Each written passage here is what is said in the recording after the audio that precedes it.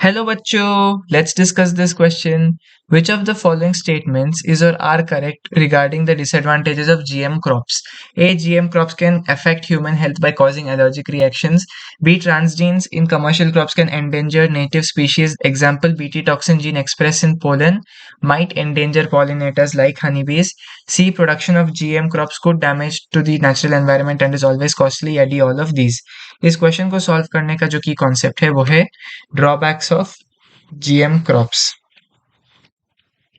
Drawbacks of GM crops. तो जब हम जीएम क्रॉप्स की ड्रॉबैक की बात करते हैं, एक तो होता है ह्यूमंस में क्या ड्रॉबैक होता है, दूसरा होता है एनवायरनमेंट में। तो ह्यूमंस में क्या ड्रॉबैक होती है? टॉक्सिसिटी, कभी कभी टॉक्सिक हो जाती है ह्यूमंस के लिए।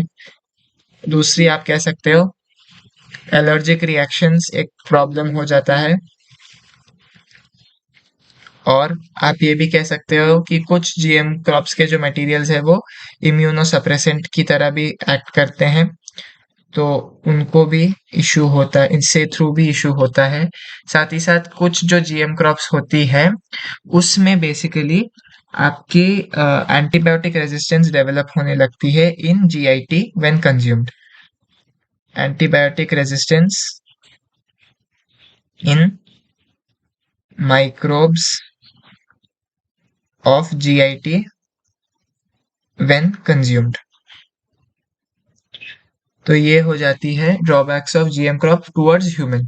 अगर अभी एनवायरनमेंट की बात करें तो क्या होता है कि ये जो जीएम क्रॉप्स के कुछ इंसेक्टिसाइडल प्रोटीन्स वगैरह है, राइट, जो टॉक्सिन के जीन्स होती है, ये सेम ह्यूमन की जो टॉक्सिसिटी है वही इनफैक्ट यहाँ पर सेम पॉइंट रिपीट होता है। टॉक्सिन जीन्स इफ म्यूटेटेड, मतलब म्यूटेशन के कारण अगर किसी दूसरी तरह के टॉक्सिन्स बनाने लगे तो फिर नेटिव पॉलिनेटर्स को एंडेंजरमेंट हो सकता है, जैसे कि हनी बीज वगैरह एंडेंजर हो सकते हैं। नेटिव पॉलिनेटर्स या नेटिव पॉलिनेटर जैसे कि हनी बीज वगैरह ये भी डेंजर में आ सकते हैं, क्योंकि म्यूटेशंस का कोई भी फिक्स्ड रोल नहीं, मतलब फिक्स टाइम पैटर्न नहीं होता, वो कभी भी हो सकता है। नेटिव पॉलिनेटर्स डेंजर में आ सकते हैं। और अगर इनको इकोसिस्टम में रखा गया, अगर इनको इकोसिस्टम में रखा गया तो वो एक तो एनवायरमेंटल पोल्यूशन ला सकते हैं, साथ ही साथ वो जो नेचुरल एक बैलेंस होता है वो डिस्टर्ब करते हैं। Disturb natural balance, food chain, food web के पैटर्न्स कंप्लीटली चेंज हो जाते हैं इनके आने के बाद। Disturb natural chains, food chains.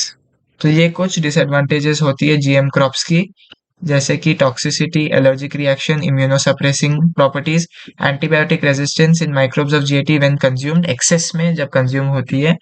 Toxin gene से म्यूटेटेड नेटिव पॉलिनेटर्स डेंजर में आ सकते हैं, और अगर इनको इकोसिस्टम में एकदम अनबायस तरीके से लाया गया तो फिर एनवायरमेंटल पोल्यूशन का इशू होता है और नेचुरल फूड चेन्स डिस्टर्ब होने लगती है। तो चलिए वापस ऑप्शंस देखते हैं।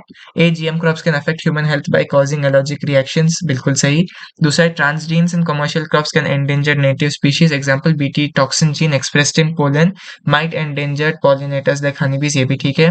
C, production of GM crops cause damage to the natural environment and it is always costly, ये भी ठीक है। And D, all of these is question का correct option है। Hope you have understood it well. All the best.